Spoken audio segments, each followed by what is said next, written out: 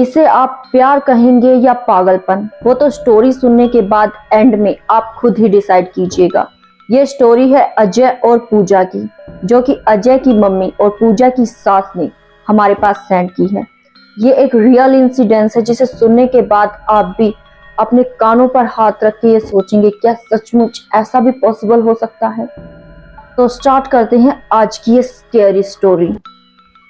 नमस्कार दोस्तों, मैं तमन्ना फिर से स्वागत करती हूँ आपका आपके ही इस YouTube चैनल में। इस चैनल में मैं कुछ हॉरर स्टोरी, पैरानॉर्मल एक्टिविटीज और पौराणिक कथाएं लेकर आती हूँ। अगर आपको इस तरह की स्टोरीज पसंद आती हैं तो चैनल को सब्सक्राइब करें और बगल वाले बेल आइकन को प्रेस करना बिल्कुल ना भूलें, ताकि मेरी बनाई गई हर नई वीडियो की नोटिफिकेशन आपके पास जरूर पहुंच जाए। ये कहानी 2016 की है, जब अजय और पूजा दोनों एक ही कॉलेज में पढ़ा करते थे। एक कॉलेज में पढ़ते पढ़ते दोनों की ऐसी आंख लड़ी कि दोनों को एक दूसरे से सच्चा वाला प्यार हो गया और अब दोनों शादी करने के लिए राजी थे। दोनों ने अब अपने घर पर बात की, लेकिन पूजा के घर वाले जो अजय के घर पर पूजा की शादी करने से जरा ऐतराज में थी, क्योंकि पूजा जो है अजय से हैसियत में, पैसे के लेवल में थोड़ी ऊपर थी। अब अजय ये कोशिश कर ही रहा था कि किसी तरह से वो कॉलेज पास आउट होकर अपने घर को इतना स्टेबल कर दे कि पूजा के घर वालों को कभी ऐसा ना लगे कि पूजा ने कोई गलती की है अजय से शादी करके। पूजा भी ये चाहती थी कि शादी के बाद अब वो दोनों दिखा देंगे सबको कि उन्होंने सही फैसला लिया है। पूजा और अजय एक दूसरे से इतना प्यार करते थे कि एक दूसरे की हर सुख दुख में, मतलब एक दूसरे की हेल्प करना, एक दूसरे के बिना कहे ही एक दूसरे की बातों को समझ लेना। अगर कोई सैड है तो मतलब आंखों ही आंखों में समझ लेने वाला प्यार जो होता है ना, कि क्या प्रॉब्लम है और इसे किस तरीके से ट्रीट करना है, अब इसे क्या चाहिए क्या नहीं चाहिए, सब कुछ एक दूसरे को मतलब काफी अच्छे से अंडरस्टैंड करने वाले ये दोनों कपल थे। अब जो पूजा होती है अपने घर में जिद करती है कि उसे अजय से ही शादी करनी है, वरना उसे मतलब अपने घर पे कुंवारी ही बैठा लो और किसी से वो शादी नहीं करेगी। उसने अपने घर पर ये क्लियर बोल दिया था। अब ये जो अजय होता है, ये उसके मदर फादर से बात करने के लिए आया, तो उसके फादर ने पहले तो उसे काफी डांट लगाई और कहा कि जो नॉर्मल फादर कहते हैं आप समझ सकते होंगे, कोई भी पापा अपनी बेटी को ऐसे घर में नहीं देना चाहेगा जो फाइनेंशियली स्टेबल नहीं है। ये पूजा का घर बार जो अच्छा था और अजय जो था काफी, मतलब आप कह लीजिए उनसे काफी गरीब था। उसके पापा बिल्कुल राजी नहीं थे शादी के लिए, लेकिन अपनी बेटी की जिद के आगे और अजय को भी देखा उन्होंने कि ठीक है लड़का, कोई खराबी तो नहीं है, आगे चलकर अगर इनकी किस्मत रही तो कमा लेंगे खा लेंगे। जो भी माता पिता सोचते हैं सोच साच कर इनकी शादी जो है कर दी गई। अब शादी के बाद ये दोनों जॉब करने लगे और पैसे जो है सेव करने लगे। इन दोनों का यही मोटिव था कि अब ये बेबी तब करेंगे जब इनके पास अपना एक खूबसूरत सा घर होगा। दोनों कामकाज में लग जाते हैं, पूरे 5 साल लगते हैं। ये दोनों कामकाज करके अपना घर भी बना लेते हैं, अपनी एक पर्सनल कार भी ले लेते हैं और अब ये इस प्लानिंग में थे कि ये कंसीव कर लें और इनकी जिंदगी में एक नन्हा सा बच्चा भी आ जाए। सब कुछ ठीक चल रहा था। वहां पूजा के घर वाले भी पूजा की जो है हंसती खेलती जिंदगी को देखकर काफी खुश थे। वहां अब ये दोनों भी काफी मतलब अच्छे से रह रहे थे और पूजा की ससुराल में भी पूजा से सब बेहद ज्यादा प्यार करते थे।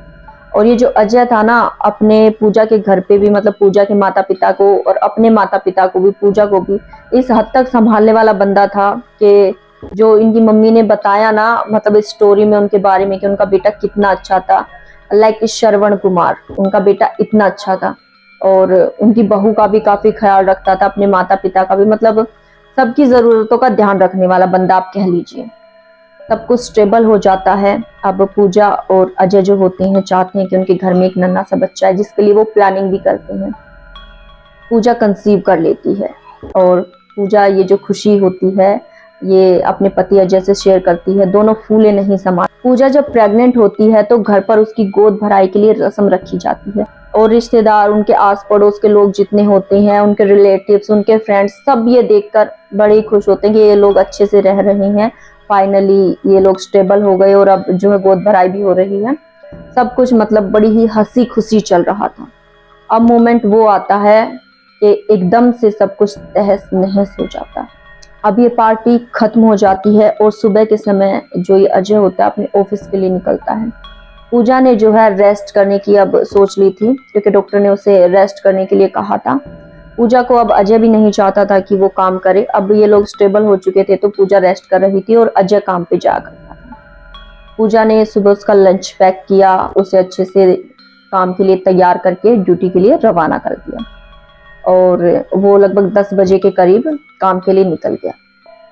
दोपहर के 12 बजे उसके नंबर से, उसका जो मोबाइल फोन था अजय का, उसके फोन पर अजय का फोन आता है और कोई लड़की बोलती है, लड़की कि यहाँ पर ये जो जिसके फोन से मैं बात कर रही हूँ उनका एक्सीडेंट हो गया है और मैं इन्हें अस्पताल का नाम बताती है, इस अस्पताल में लेकर जा रही हूँ, आप जो इनके रिलेटिव्स हैं फटाफट इस हॉस्पिटल में पहुंच जाइए। एक लड़की होती है, एक्सीडेंट के बाद वो अजय को अपनी गाड़ी में अस्पताल में पहुंचाती है। पूजा, उसकी मम्मी पापा, जो पूजा की फैमिली वाले भी होते हैं, पूजा के मम्मी पापा, पूजा के भाई, अजय की फैमिली सब हॉस्पिटल में पहुंच जाते हैं। अजय के चेहरे पर ऑक्सीजन मास्क लगा हुआ था, मतलब लहूलुहान बुरे तरीके से। उसके पैरों की हड्डियां साफ तौर से नजर आ रही थी। एक ट्रक ने उसे बुरी तरीके से कुचल दिया था। उसकी फैमिली ये सब देखकर, पूजा भी, उसकी मम्मी भी ये सब देखकर बर्दाश्त नहीं कर पा रही थी कि अचानक से उनके साथ ये कैसा हादसा हो गया। 2 दिन अस्पताल में भर्ती रहने के बाद अंततः अजय की डेथ हो जाती है। पूजा ये सदमा बर्दाश्त नहीं कर पा रही थी, जैसे तो बिल्कुल मौन हो जाती है। क्रियाक्रम किया जाता है, उसकी 13वीं होती है। 13वीं तक पूजा बिल्कुल चुप, उसकी आंखों से एक आंसू नहीं गिरता। उसकी सास उसकी मम्मियों से बुरी तरह से झंझोड़ रही होती हैं कि अगर ये नहीं रोएगी तो कोमा में चली जाएगी, मेंटल इश्यूज हो सकते हैं। उसे रुलाने की भी कोशिश की जाती है, उसे झंझोड़ झंझोड़ कर ये बताया जाता है कि अब वो विधवा हो चुकी है, उसका पति इस दुनिया में नहीं रहा। लेकिन जैसे तो पूजा को इस बात का यकीन ही नहीं होता कि अजय अब इस दुनिया में नहीं है। कमरे में खुद को बंद कर लेती है, 13वीं निपट जाती है। उसकी सास दरवाजा खटखटाती है, उसे खाना खाने के लिए बुलाती है।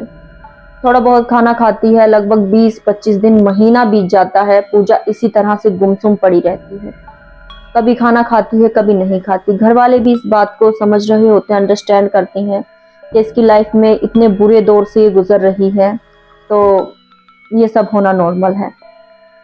उसे सब सहानुभूति देते हैं। कुछ समय के लिए उसकी मम्मी उसे अपने मायके, उसके घर ले जाती है। कुछ समय वो वहां पर भी रहकर आती है, वापस अपनी ससुराल आ जाती है, लेकिन उसकी हालत में कोई सुधार नहीं महसूस हो रहा होता। सारी फैमिली वाले, ससुराल वाले, मायके वाले ये मिलकर डिसाइड करते हैं क्यों ना अब इसकी दूसरी शादी करवा दी जाए। पूजा पर एक प्रेशर भी बनाते हैं कि अभी वो यंग है, उसकी पूरी लाइफ पड़ी है आगे, वो दूसरी शादी कर ले, अब खत्म हो चुका है सब कुछ। उसे किसी तरह समझाने की कोशिश करते हैं, लेकिन तो पूजा जैसे तो कुछ भी समझने के लिए तैयार ना हो। 6 महीने बीत जाते हैं और अब वो ऐसा कदम उठाने जा रही थी जो आपकी और मेरी समझ से बाहर है। पूजा गूगल पर सर्च करती है कि मरे हुए लोगों को वापस कैसे लाया जाता है, कैसे उनसे बात की जाती है, कैसे उनसे कॉन्टेक्ट किया जाता है। गूगल पर वो सर्च करती है, कई सारे चक्कर बनाकर, कुछ मोमबत्तियां जलाकर उसे बुलाने की कोशिश करती है, लेकिन वो कामयाब नहीं हो पाती। तो बेसिकली वो एक कॉल पर एक तांत्रिक से बात करती है कि उसे अपने पति की आत्मा को वापस लाना है और जब तक उसके पति की आत्मा उसके साथ रहेगी, अगर उन दोनों को मरना होगा, जब वो मुक्त होंगे तो साथ ही होंगे। लेकिन वो एक बार उनसे बात जरूर करना चाहती है। मरने से पहले वो उससे कुछ भी नहीं कह कर गया, बस सुबह ऑफिस के लिए गुड बाय कह कर गया और वो मतलब बर्दाश्त नहीं कर पा रही थी ये सदमा। तो जो तांत्रिक होते हैं वो उसे कुछ विद्याएं, कुछ तंत्र मंत्र सिखाते हैं, जिसके चलते वो रोज रात को कमरे में अकेली बैठकर मोमबत्ती जलाकर अंधेरा करके उसकी आत्मा को बुलाने की कोशिश डेली करती थी। एक दिन जो है उसकी सास कुछ मंत्र उच्चारण उसके कमरे से रात को सुनती है, दरवाजा खटखटाती है, दरवाजा नहीं खोलती पूजा, तो खिड़की से झांककर जब उसकी सास देखती है ना, तो वो काला जादू कर रही होती है। पूजा का दिमाग कह लीजिए खराब हो गया था, उसका दिमागी संतुलन हिल चुका था, या वो काफी ज्यादा इमोशनल थी, आप अपनी भाषा में कुछ भी कह सकते हैं। लेकिन अब वो इस कोशिश में लगी हुई थी कि वो किसी तरह से अजय को अपने पास वापस ले आए। उसे ये सब करते करते लगभग 1.25 महीना बीत जाता है और अब उसकी सास देखती है कि वो किसी से बातें कर रही होती है।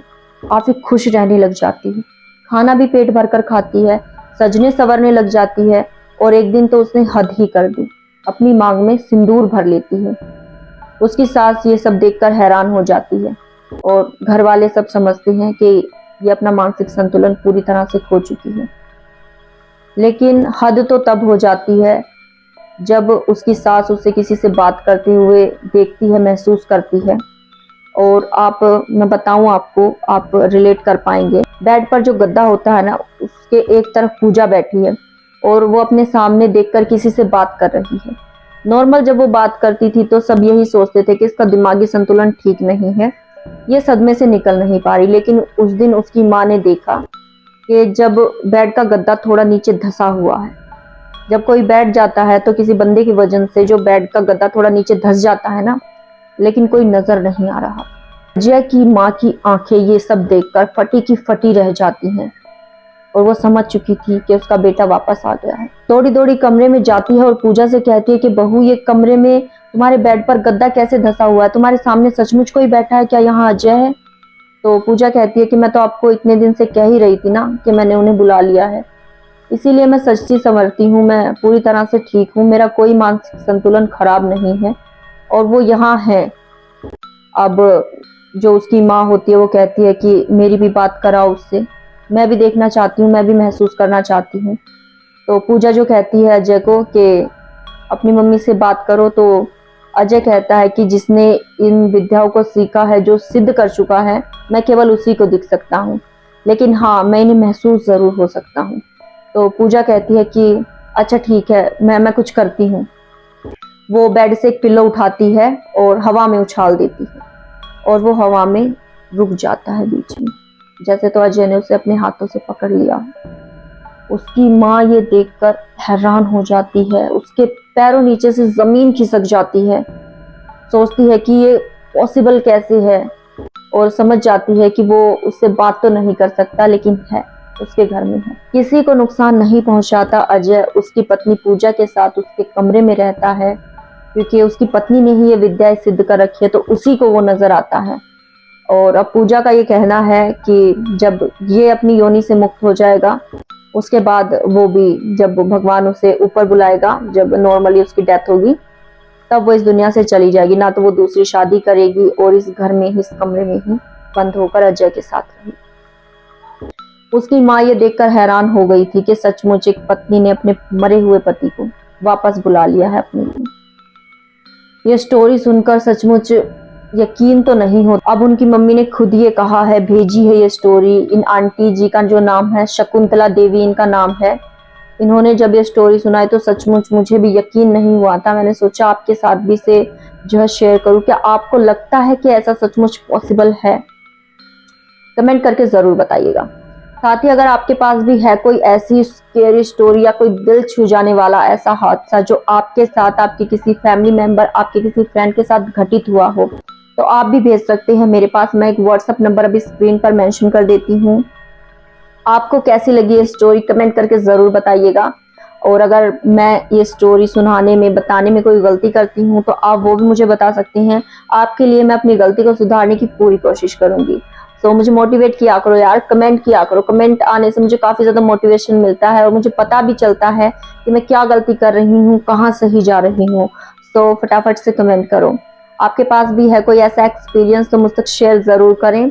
मिलते हैं इसी तरह की किसी इंटरेस्टिंग नेक्स्ट वीडियो में। तब तक के लिए अलविदा, बाय बाय। अपना, अपने दोस्तों का, अपने परिवार का ख्याल रखिएगा। आप सभी का कीमती समय देने के लिए धन्यवाद। नमस्कार।